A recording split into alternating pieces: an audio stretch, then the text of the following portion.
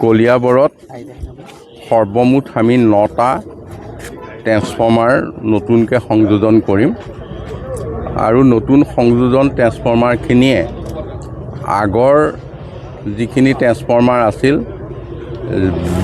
বৰ বেছি জাগা তেওঁলোকে লৈ থকা কাৰণে ভল্টেজ কমিছিল। এতিয়া বিজুলী যোগানটো ৰাইজৰ প্ৰয়োজনত যিখিনি লাগে সেই ধৰণে হ'ব।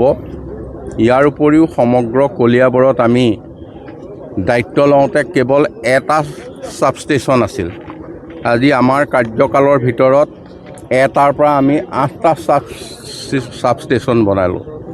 আমাৰ গ্ৰীড ষ্টেচন চামগুৰিত আছিল, গতিকে চামগুৰিৰ পৰা আমি বিজুলীৰ মূল যিখিনি সৰবৰাহ তাৰ পৰা ল'ব লগা হৈছিল।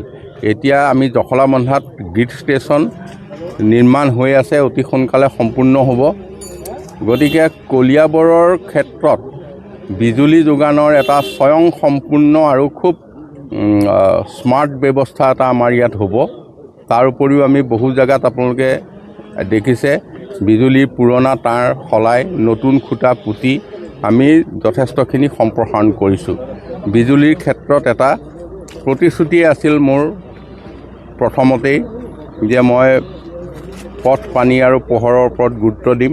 গতিকে এই ক্ষেত্ৰত আমাৰ এই যিটো অংগীকাৰ আছিল সেইটো আমি পূৰ্ণ কৰাৰ পথত আৰু খুব বেছি এবছৰৰ ভিতৰত এইখিনি কথা সম্পূৰ্ণ হৈ উঠিব।